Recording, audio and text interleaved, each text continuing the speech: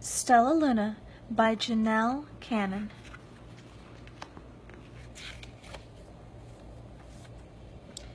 In a warm and sultry forest far, far away, there once lived a mother fruit bat and her new baby.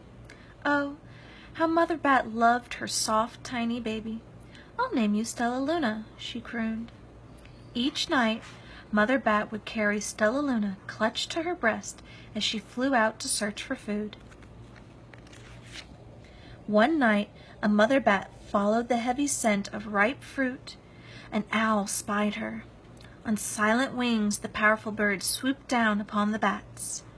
Dodging and shrieking, Mother Bat tried to escape, but the owl struck again and again, knocking Stellaluna into the air. Her baby wings were as limp and useless as wet paper. Down, down she went, faster and faster into the forest below. The dark, leafy tangle of branches caught Stellaluna as she fell. One twig was small enough for Stellaluna's tiny feet. Wrapping her wings around her, she clutched the thin branch, trembling with cold and fear. "Mother," Stellaluna squeaked, "where are you?" By daybreak, the baby bat could hold on no longer. Down, down again she dropped. Flump! Stellaluna landed head first in a soft, downy nest, startling the 3 baby birds who lived there. Stellaluna quickly clambered from the nest and hung out of sight below. She listened to the babble of the 3 birds. "What was that?" cried Flap. "I don't know, but it's hanging by its feet," chirped Flitter. "Shh! Here comes Mama," hissed Pip. Many, many times that day, Mama Bird flew away, always returning with food for her babies. Stellaluna was terribly hungry, but not for the crawly things Mama Bird brought. Finally, though, the little bat could bear it no longer. She climbed into the nest, closed her eyes, and opened her mouth. Plop! In dropped a big green grasshopper. Stellaluna learned to be like the birds. She stayed awake all day and slept at night. She ate bugs even though they tasted awful. Her baby bat ways were quickly disappearing, except for one thing. Stellaluna still liked to sleep hanging by her feet. Once, when Mama was away, the curious baby birds decided to try it too. When Mama Bird came home, she saw 8 tiny feet gripping the edge of the nest. "Eek!" she cried. "Get back up here this instant. You're going to fall and break your necks." The birds clambered back into the nest, but Mama Bird stopped Stellaluna. "You are teaching my children to do bad things. I will not let you back into this nest unless you promise to obey all the rules of this house." Stellaluna promised. She ate bugs without making faces. She slept in the nest at night, and she didn't hang by her feet. Stellaluna behaved as a good bird should. All the babies grew quickly. Soon the nest became crowded. Mama Bird told them it was time to learn to fly. One by one, Pip, Flitter, Flap, and Stellaluna jumped from the nest. Their wings worked. "I'm just like them," thought Stellaluna. "I can fly too." Pip, Flitter, and Flap landed gracefully on a branch. Stellaluna tried to do the same. How embarrassing. "I will fly all day," Stellaluna told herself. "Then no one will see how clumsy I am." The next day, Pip, Flitter, Flap, and Stellaluna went flying far from home. They flew for hours, exercising their new wings. "The sun is setting," warned Flitter.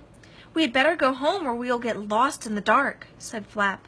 But Stellaluna had flown far ahead and was nowhere to be seen. The 3 anxious birds went home without her. All alone, Stellaluna flew and flew until her wings ached and she dropped into a tree. I promised not to hang by my feet, Stellaluna sighed. So she hung by her thumbs and soon fell asleep. She didn't hear the soft sound of wings coming near. "Hey!" a loud voice said. "Why are you hanging upside down?" Stellaluna's eyes opened wide. She saw a most peculiar face. "I'm not upside down. You are," Stellaluna said. "Ah, but you're a bat. Bats hang by their feet. You are hanging by your thumbs, so you are upside down," the creature said. "I'm a bat. I'm hanging by my feet. That makes me right side up." Stellaluna was confused. "Mama Bird told me I was upside down. She said I was wrong."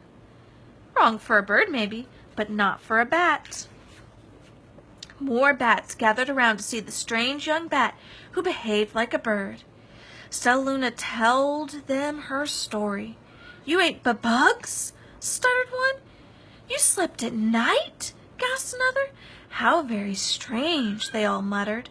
Wait, let me look at this child." A bat pushed through the crowd. "An owl attacked you?" she asked. Sniffing Stellaluna's fur, she whispered, "You are Stellaluna. You are my baby." "You escaped the owl?" cried Stellaluna. "You survived?" "Yes," said Mother Bat as she wrapped her wings around Stellaluna. "Come with me and I'll show you where to find the most delicious fruit. You'll never have to eat another bug as long as you live." "But it's nighttime," Stellaluna squeaked. "We can't fly in the dark or we'll crash into trees." "We're bats," said Mother Bat. "We can see in the darkness. Come with us." Stellaluna was afraid, but she let go of the tree and dropped into the deep blue sky. Stellaluna could see. She felt as though rays of light shone from her eyes. She was able to see everything in her path. Soon the bats found a mango tree, and Stellaluna ate as much of the fruit as she could hold. "I'll never eat another bug as long as I live," cheered Stellaluna as she stuffed herself full. "I must tell Pip, Flitter, and Flap." The next day, Stellaluna went to visit the birds. "Come with me and meet my bat family," said Stellaluna. "Okay, let's go," agreed Pip. "They hang by their feet and they fly at night and they eat the best food in the world," Stellaluna explained to the birds on the way. As the birds flew among the bats, Flap said, "I feel upside down here." So the birds hung by their feet. "Wait until dark," Stellaluna said excitedly. "We will fly at night." When night came, Stellaluna flew away. Pip, Flitter, and Flap leapt from the tree to follow her. "I can't see a thing," yelled Pip. "Neither can I," howled Flitter. "Aye!" shrieked Flap. "They're going to crash," gasped Stellaluna. "I must rescue them." Stellaluna swooped about, grabbed her friends in the air. She lifted them to a tree, and the birds grasped a branch. Stellaluna hung from the limb above them. "We're safe," said Stellaluna. Then she sighed. "I wish you could see in the dark, too." "We wish you could land on your feet," Flitter replied. Pip and Flap nodded. They perched in silence for a long time. "How can we be so different and feel so much alike?" mused Flitter. "How can we feel so different and be so much alike?" wondered Pip. "I think this is quite a mystery," Flap chirped. "I agree," said Stellaluna, "but we're friends, and that's a fact." And here are the bat notes. The end.